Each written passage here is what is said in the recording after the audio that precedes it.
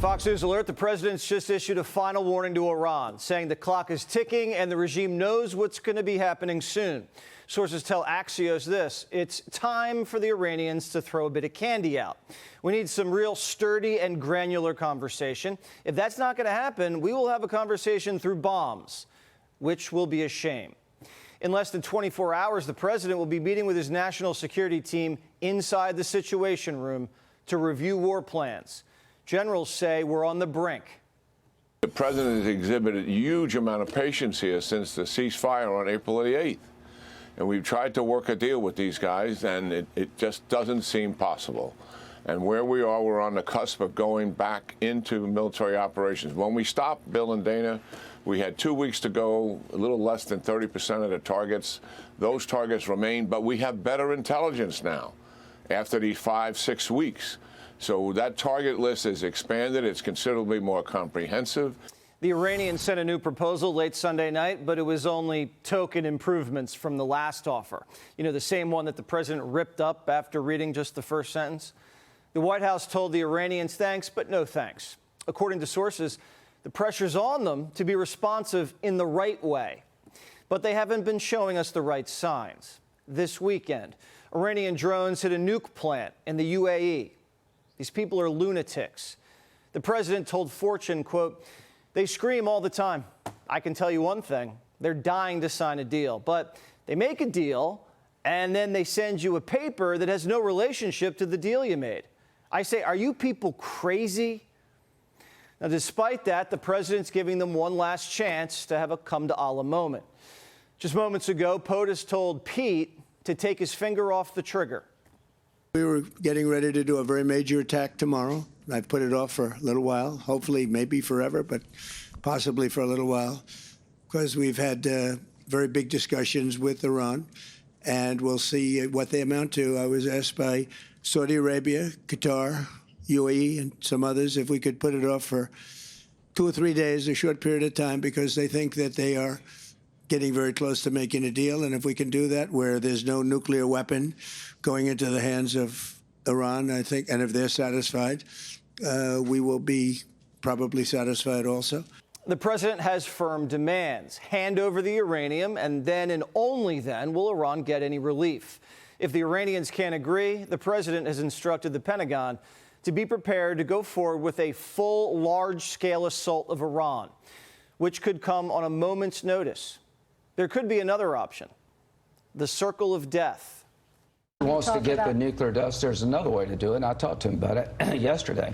Draw a circle around where we know it's at. Call it the circle of death. Anybody goes inside this circle is going to die until we can find a way to deal with this. The goal is to make sure they can't retrieve it. They can't make a dirty bomb. They can't further enrich. Their enrichment capability has been obliterated at least for a couple of years. The circle of death freezes their nuke program, but it doesn't open the strait. Carg Island's gone 10 days without loading up a single tanker. They're maxed out, and the wall of steel's holding strong. 85 ships have been turned around. Blockade runners aren't even trying anymore. We now have a tremendous, we built really a steel wall where no boats, the blockade, where no boats are able to, not one boat has been able to get through our blockade. Look, our military is the greatest military anywhere in the world. I just left China, and I will say President Xi was very, very complimentary of our military. Besant went to France to tell our allied banks to blackball the mullahs. We call upon all our G7 and indeed all of our allies and the rest of the world to follow the sanctions regime so that we can crack down on the illicit finance that is fueling the Iranian war machine and get this money back to the Iranian people. It's not just the Iranians who are feeling the pressure from the blockade. It's also the Chinese. Beijing just announced their economy's in a little bit of a slowdown. Spending just hit a 4-year low, and investment in real estate are deteriorating. One analyst says, quote, the oil shock has now arrived, and it's hitting the economy harder than expected. And China's declared the frozen straits created severe conditions and are now saying publicly it needs to reopen. Everyone's getting squeezed. U.S. Treasury yields are almost at a 20-year high. That's a warning sign. This summer, there's going to be an energy crunch. We'll be all blasting our air conditioning and driving and flying to vacation. Basically, it's supply and demand at this point, and it's going to push prices higher. The president knows Americans are facing an energy shock, so he's giving peace a chance.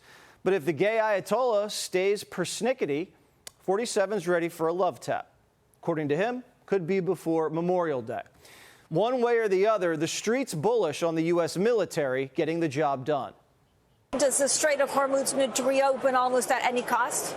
It will eventually reopen. I don't know. I don't know. You're talking about the military's been playing for things like this for 40 years. They have plans. I don't know what those plans are. And, I hope it works. I just don't know. The private sector could be stepping up, too. The Wall Street Journal reports that the administration could break the stalemate by authorizing privateers to attack enemy shipping. So if you're looking for a summer job and have a sense of adventure, ahoy. And defense companies are already stepping up to the plate, deploying robo-mine hunters to the Gulf with next-generation sonar technology, clearing a wider and wider route for when the president hopefully restarts Project Freedom. And the Brits are letting us play with their toys. The Royal Navy sending us Sea Fox drones and Kraken catfish and needlefish vessels to detect and destroy mines by remote control. On top of that, POTUS is making sure our oil supplies loaded up. Oil majors like Exxon and Shell are returning to Alaska, saying the state is the world's hottest play. They say, quote, once you know what you're looking for, it's like finding balls on a dog. Doug Burgum's rocking a hard hat, and he's ready to drill, baby, drill. Japan, our great ally, we have close to 50,000 troops there. 92% of Japan's oil was coming through the Strait of Hormuz.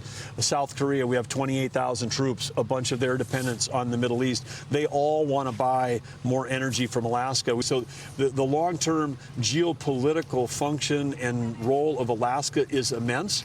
And of course, with President Trump, this is the biggest geopolitical shift we've seen in anyone's lifetime, away from the Middle East and moving towards the Western Hemisphere. It takes the Japanese 35 days to get oil from the Strait of Hormuz. From Alaska, it takes him 8. And there's no pirates in the North Pacific. The president is asking for patience, but says no pain, no gain.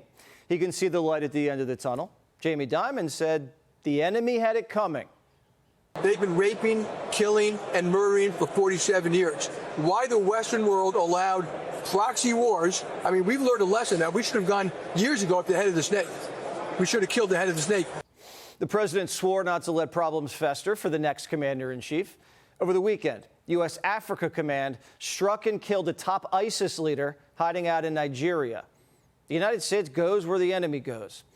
And when we put in the work, we deserve some R&R. The USS Ford just came home from a record-setting deployment from the Maduro raid to Iran.